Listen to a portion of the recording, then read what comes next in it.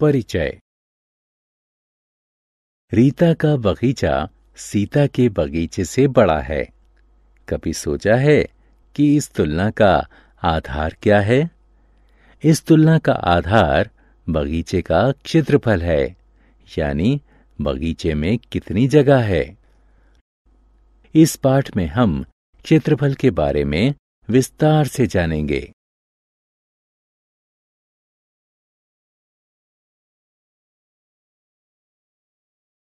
उद्देश्य। इस पाठ के अंत में आप निम्न करने में सक्षम हो जाएंगे। क्षेत्रफल को परिभाषित करना, वर्ग गिनकर विभिन्न आकृतियों का क्षेत्रफल ज्ञात करना, आयत का क्षेत्रफल ज्ञात करना, वर्ग का क्षेत्रफल ज्ञात करना, संयुक्त आकृतियों का क्षेत्रफल ज्ञात करना। क्षेत्रफल। भिन्न आकार की दो पेंटिंग लेकर उनकी तुलना करें। दोनों पेंटिंग जितनी जगह लेंगी वह भिन्न होगी। वो इसलिए क्योंकि दोनों पेंटिंग की लंबाई और चौड़ाई अलग अलग है। दो आयामी बंद आकृति के अंदर घिरा क्षेत्र उसका क्षेत्रफल कहलाता है। किसी भी ऐसी आकृति का क्षेत्रफल ऐसी ही किसी अन्य आकृति से भिन्न हो सकता है। वर्ग गिनती विधि। आइए अब एक सरल विधि से क्षेत्रफल निकालें। यह वर्ग गिनती विधि कहलाती है। वर्गाकार किए हुए कागज पर त्रिभुज बनाएं। हर वर्ग की एक भुजा 1 सेंटीमीटर की है। पहले त्रिभुज में समाये सभी वर्गों की गिनती करें। इनमें हर वर्ग पर A का चिन्ह लगाएं। अब उन सभी वर्गों की गिनती करें जिनका आधे से अधिक हिस्सा त्रिभुज में आता है। इन पर B चिन्ह लगाएं। अब इन वर्गों की गिनती करें जिनका ठीक आधा हिस्सा त्रिभुज में आता है। इन पर C का चिन्ह लगाएं। उन वर्गों की अनदेखी कर दें जिनका आधे से कम हिस्सा त्रिभुज में आता है। त्रिभुज का क्षेत्रफल 19 वर्ग सेंटीमीटर है।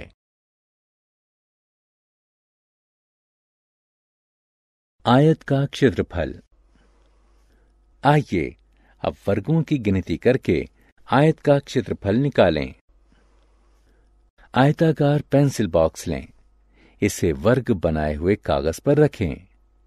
पेंसिल बॉक्स की लंबाई 15 सेंटीमीटर है। 1 सेंटीमीटर भुजा वाले 15 वर्ग लंबाई के साथ साथ रखें। पेंसिल बॉक्स की चौड़ाई 8 सेंटीमीटर है। 1 सेंटीमीटर भुजा के 8 वर्ग चौड़ाई के साथ साथ रखें। अब वर्गाकार कागज पर कुल 120 वर्ग रखे गए हैं।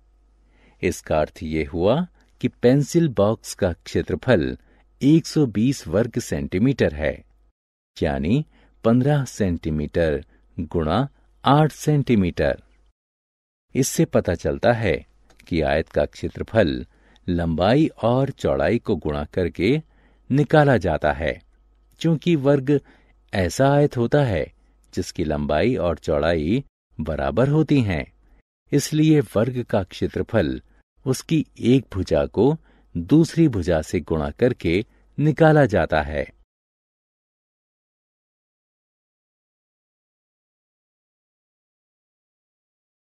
दीवार का क्षेत्रफल निकालना। अब हम जान चुके हैं कि क्षेत्रफल की गणना कैसे की जाती है, तो इसी पर आधारित एक सवाल हल किया जाए।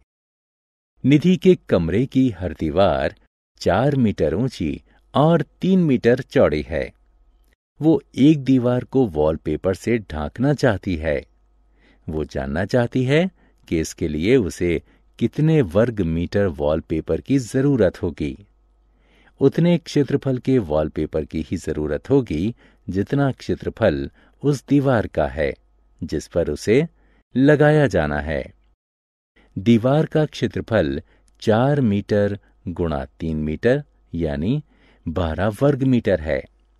इसका अर्थ हुआ कि निधि के कमरे की दीवार के लिए 12 वर्ग मीटर वॉलपेपर चाहिए। क्षेत्रफल निकालना। आइए अब कुछ आगे बढ़ा जाए। मान लीजिए 18 मीटर का एक वर्गाकार बगीचा है। इसमें हम चारों तरफ एक रास्ता बनाना चाहते हैं। रास्ता बनाने के बाद भीतरी बगीचे की भुजा 15 मीटर होनी चाहिए। अब हमें निकालना है रास्ते का क्षेत्रफल। इसके लिए भीतरी बगीचे का क्षेत्रफल निकालकर उसे बाहरी बगीचे के क्षेत्रफल में से घटा दें। बाहरी बगीचे का क्षेत्रफल है 324 वर्ग मीटर और भीतरी बगीचे का क्षेत्रफल है 225 वर्ग मीटर। इसलिए रास्ते का क्षेत्रफल 324 वर्ग मीटर में से 225 वर्ग मीटर घटाने पर निकला 99 वर्ग मीटर। संयुक्त आकृति की गणना। अब तक आपको अच्छा खासा अभ्यास हो चुका होगा, तो क्यों ना अब एक ऐसे आकार का क्षेत्रफल निकाला जाए जिसमें एक से अधिक आयत हैं। पहले संयुक्त आकृति को अलग आयत में तोड़ लें। प्रत्येक आयत का क्षेत्रफल निकालें। संयुक्त आकृति का क्षेत्रफल निकालने के लिए सभी आयतों का क्षेत्रफल जोड़ दें।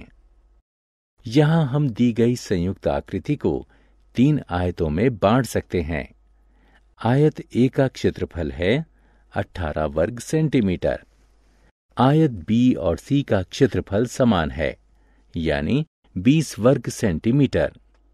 इसलिए संयुक्त आकृति का क्षेत्रफल 18 जमा 20 जमा 20 बराबर 58 वर्ग सेंटीमीटर है।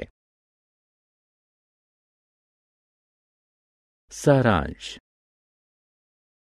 आइए हमने जो कुछ सीखा है उसे संक्षेप में दोहराएं। 2 आयामी बंद आकृति के अंदर घिरा क्षेत्र उसका क्षेत्रफल कहलाता है। किसी आकार का क्षेत्रफल वर्ग गिनती विधि से निकाला जा सकता है। आयत का क्षेत्रफल बराबर लंबाई गुणा चौड़ाई होता है। वर्ग का क्षेत्रफल बराबर भुजा गुणा भुजा होता है। संयुक्त आकृति के क्षेत्रफल की गणना उसे अलग अलग आयतों में बांटने के बाद उनका क्षेत्रफल निकालकर और फिर सारे क्षेत्रफल जोड़कर की जा सकती है।